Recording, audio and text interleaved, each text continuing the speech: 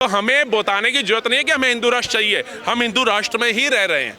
बात ही कर ले कि भैया अयोध्या का मंदिर और काशी विश्वनाथ, ये अगर हो जाए तो झगड़ा है किस चीज का, मतभेद है किस चीज का। भारत से कितने मुसलमान लोग गए थे सऊदी के अंदर कि प्लीज हम भारत में तो राम मंदिर का विरोध कर रहे हैं, लेकिन आप सऊदी दुबई में राम मंदिर इनका बना दो। भाई शेख तो हमारी कम्युनिटी से है, वो भी तो मुस्लिम है। तो आपको कन्वर्टेड मुसलमान कहते हैं, वो तो डंके की चोट पे यार वो कहते हैं, उनका बयान पढ़ो। बिरबल कौन था? बिरबल की धर्म बताएंगे आप? बिरबल कौन था आप बता दिए, मुझे ज्यादा नॉलेज नहीं है। हाँ, अब आप बताइए बिरबल को कन्वर्ट क्यों नहीं करा, मुझे तो ये समझ में नहीं आता। रियासतें नहीं लूटी उसने, मंदिर नहीं लूटे, उसके बाद वो अकबर ही था ना शायद जो सोने का छतर चढ़ा के गया था, ज्वाला जी की अग्नि नहीं बुझा पाया था, हाथ खड़े कर दिए थे। कभी किसी हिंदू ने विरोध किया वो ऐसा है, वो फलाना है, वो ढिमकाना है, चमकाना है, ऐसा कभी नहीं किया। लेकिन हमारे तमाम कथावाचकों को गालियां पड़ रही होती हैं। अगर सारे कथावाचक उतर जाए, सारे संत जो महाकुंभ में जा रहे हैं ना 14 करोड़ की जो है वो आ जाएं, तो हिंदू राष्ट्र तो लिखना पड़ेगा, बनाना पड़ेगा। अगर कानून ने राम मंदिर का करा है तो हमने सर आंखों पे रखा है। लेकिन सर दो बंदों का झगड़ा होता है, दो बंदों का झगड़ा होता है, वो कोर्ट के कानून के तहत थाने में पहुंच जाते हैं, थाने में पहुंच जाते हैं तो जोश जोश में कोर्ट भी चले जाते हैं। लेकिन कोर्ट में जा करके अगर वो राजीनामा कर लेते हैं कि भाई मुझे कोई दिक्कत नहीं है, हमारी लड़ाई हुई थी, हम दोनों का कॉम्प्रोमाइज हो गया, आगे से ये नहीं करेगा, छोड़ दिया, तो कोर्ट भी कहती है जब तुम दोनों की आपसी सहमति हो गई तो कोर्ट तो फैसला, इतना टाइम भी नहीं है कोर्ट के पास कि आपको टाइम देगी। तो ऐसे ही अगर ये 3 मंदिरों का जैसे भाई ने उल्लेख किया, तो अगर हम हिंदू और मुसलमान भाई बैठ करके बात ही कर ले कि भैया अयोध्या का मंदिर और काशी विश्वनाथ, ये अगर हो जाए तो झगड़ा है किस चीज का, मतभेद है किस चीज का, है ही नहीं किसी चीज। बड़ी अच्छी बात है आप दोनों कर रहे थे स्टार्टिंग में, बड़ा अच्छा सवाल पूछा है कि अगर भाईचारा है, आप लोग समर्थन करेंगे कि बिना कोर्ट कचहरी के खाली कर दिया जाए? अब बड़े बुजुर्ग ही फैसला करेंगे ना, बड़े बुजुर्ग फैसला करेंगे ना। अब आपको बड़े फैसला बड़े बुजुर्ग करते हैं, लेकिन छोटों की राय भी होती है। राय यही है, जो हक है, जिसका हक है मिलना चाहिए। अगर कानून देना चाह रही है हक तो दे। लेकिन वही बात है ना कि कानून से ही अगर हमने लेना है तो कानून के दायरे से ही तो राम मंदिर लिया, फिर इसमें भाईचारे की बात कहाँ आई कि हमने दे दिया, हमारे क्या, हम शांत हुए तो बन गया। ये तो हम 65-70 साल कोर्ट के धक्के खाते रहे, पीढ़ियों की पीढ़ियां खप गई, तब जाकर के हमारी जैसी पीढ़ी को सौभाग्य प्राप्त हुआ राम मंदिर का। अरमान जी, बड़े भाईचारे की आप बात कर रहे थे, बड़े बड़े मुद्दों पे बात करते हैं, इस मुद्दे पे कुछ शब्द हैं?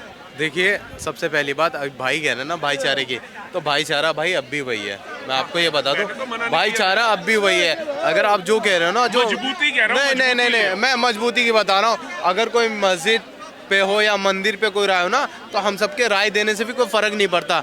वो कानून कार्रवाई जो करेगा वही होगा भाई, वही जो सुप्रीम। अरे भाई, अगर आप बूंद ही नहीं गिरने दोगे घड़े में और आप अपेक्षा करोगे नलके की टूटी तो बंद है अपने आप भर जाएगा, तो वो जीवन में नहीं भरेगा। अगर हल्की बूंद, एक मिनट मैं कह देता हूँ भाई, हमें मस्जिद दे दो, उस पे आपकी क्या टिप्पणी होगी? कौन सी मस्जिद दे दो? अगर जिस भी मस्जिद पे आप ये कह रहे हो कि वहाँ मंदिर था, अगर मैं इस भाईचारे की बात करूँ, मैं आपसे अपील करता हूँ भाई वो मस्जिद हमें वापस दे दो, उस पे आपकी क्या बयान होगी? अगर भाईचारे की बात कर रहे हो तो मैंने आपको ये तो नहीं कहा कि भैया जी कोई मुसलमानों की जमीन खाली है उस पे मुझे मंदिर दे दो। मैं तो कह रहा हूँ जो मेरा काशी विश्वनाथ मंदिर है, गंगा किनारे स्थित है, वहां पर जो पुराने कालों में जो हुआ उसको छोड़ो, हम नहीं जाते। हम नई पीढ़ी है, हम पढ़ी लिखी पीढ़ी हैं, हम एजुकेटेड लोग हैं, हमें आपसी संबंध मजबूत करने हैं, तो क्यों ना हम ही इस चीज की पहल करें, हम आगे बढ़े। क्यों हमारे बुजुर्ग तो हमारे को 10 ही देते थे, 25 पैसा देते थे, 1 आना देते थे, 10 रुपया देते थे। आज हम इतने काबिल हो गए कि हम 100 रुपए का भी सामान खाना चाहे खा सकते हैं, तो हम फैसले भी तो ले सकते हैं। कल को आपके जीवन के जो फैसले हैं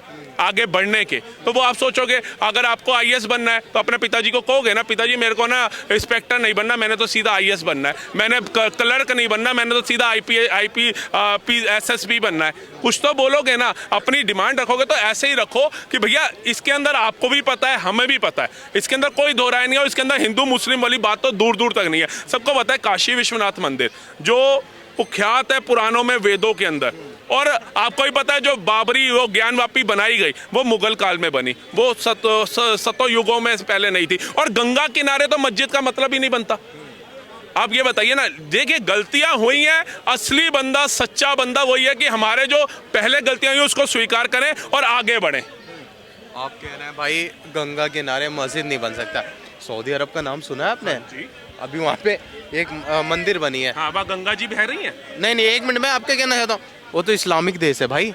वहाँ पे फिर मंदिर का कहाँ से आ गया? एक बात बताओ, अब ये भाईचारे की बात कर रहे हैं, इतनी बड़ी बात मैंने बोल दी। सऊदी अरब में जब एक मंदिर बनवा दिया हमने, हमारी किसने? एक मिनट।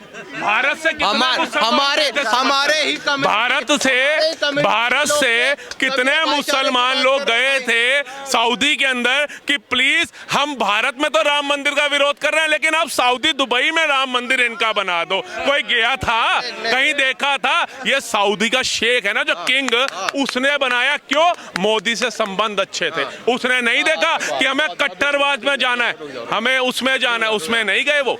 अच्छा अरमान जी, आपने कोई सोशल मीडिया पे कोई पोस्ट डाली थी मंदिर के समर्थन में? मुझे फेसबुक से तो गायब नहीं, मैं इंस्टाग्राम पे दिखा दूंगा फिर इसके बाद कि आपने क्या लिखा होगा। था कि दुबई में राम मंदिर बनाओ, दिखा दी। नहीं मैंने नहीं, जब बना था तब मैंने कांग्रेचुलेशन कहा था, बढ़िया काम हुआ।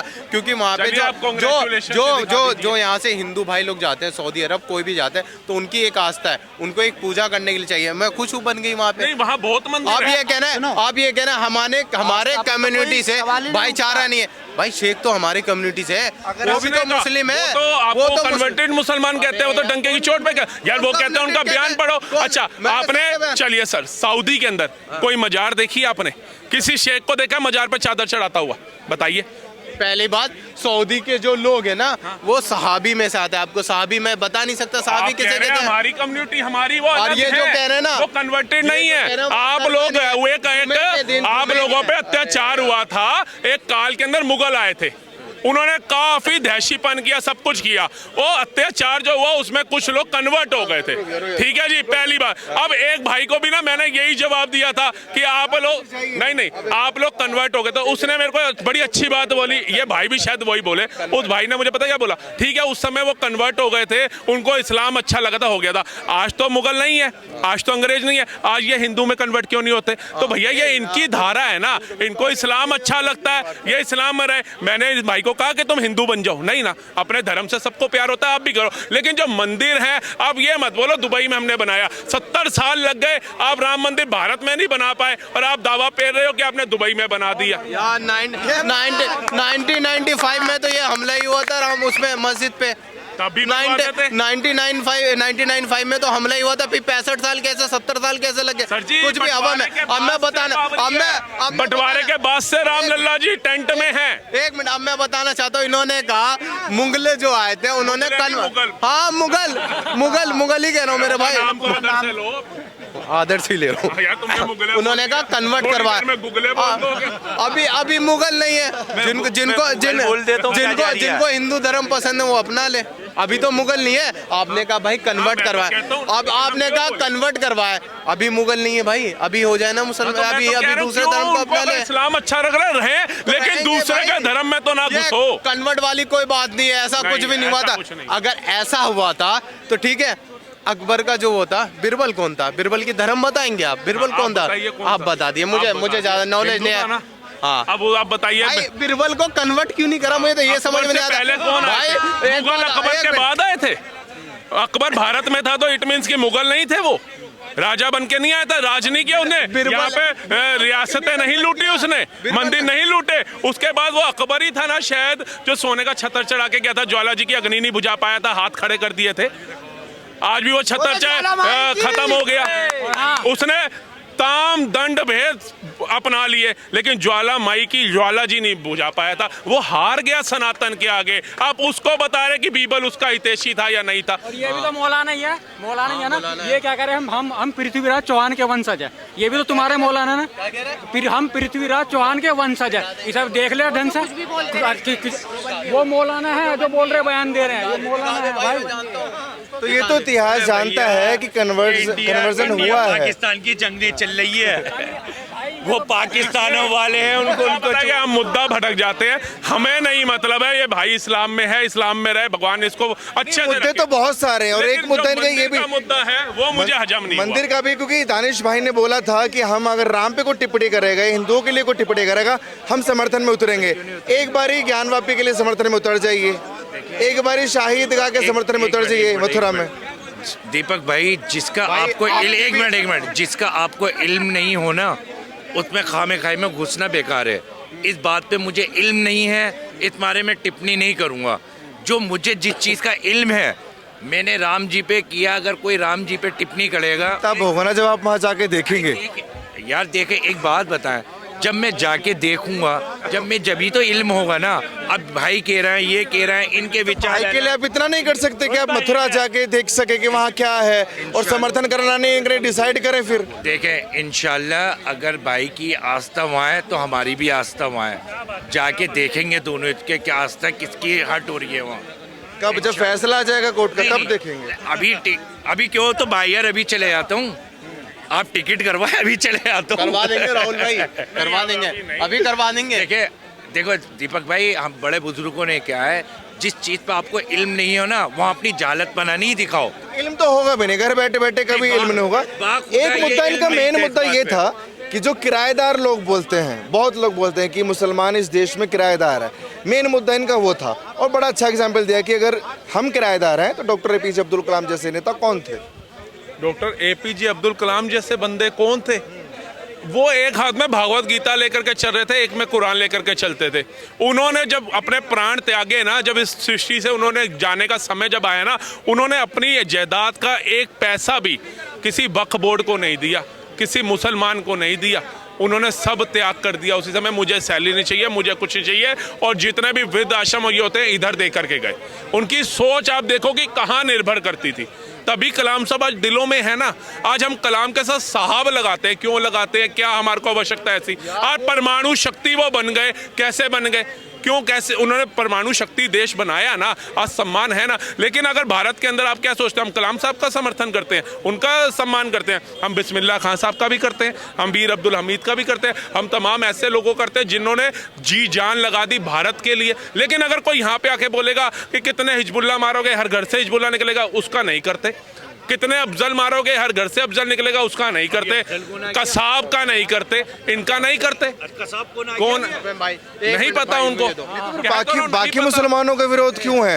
हिंदू राष्ट्र का समर्थन क्यों, हिंदू राष्ट्र क्यों चाहिए? हमने कभी, मेरे को कोई वीडियो दिखाना कि हमने फलाने मौलाना का या फलाना कोई, जैसे ईद होती है, क्या कहते हैं, मस्जिद होती है, इनके जो पढ़ाओ होते हैं, गुरु होते हैं, उनका कभी किसी हिंदू ने विरोध किया, वो ऐसा है, वो फलाना है, वो ढिमकाना है, चमकाना है, ऐसा कभी नहीं किया। लेकिन हमारे तमाम कथावाचकों को गालियां पड़ रही होती हैं। हमारे योगी आदित्यनाथ जी जो कथावाचक भी नहीं है, योगी के मठ पुजारी हैं, उनको गालियां पड़ रही होती हैं।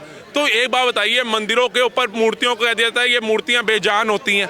शौचालय शिवालय पे करता हुआ अगर हम अपनी आंखों से देखते हैं तो सोचिए हमारे सीने में कितना दर्द होता होगा, जो इसी भाईचारे के चलते, इसी मोहब्बत के चलते हम दबाए बैठे हैं। लेकिन हर एक चीज की सीमा होती है ना।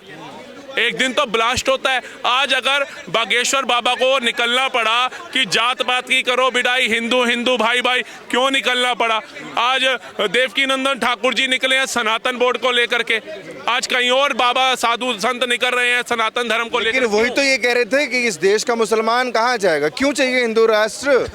हिंदू राष्ट्र तो सर पहले तो इनको समझना चाहिए, हिंदू राष्ट्र है जहाँ बहुसंख्यक 80 करोड़ हम हैं। मुगल आए, हमें मिटा नहीं पाए, तब भी तादाद में ज्यादा हम रहे। अंग्रेज आए, हमें मिटा नहीं पाए, तब भी तादाद में हम ज्यादा रहे। आज कितनी सरकारें आई गई, तब भी तादाद में हम ज्यादा है। तो हमें बताने की जरूरत नहीं है कि हमें हिंदू राष्ट्र चाहिए, हम हिंदू राष्ट्र में ही रह रहे हैं।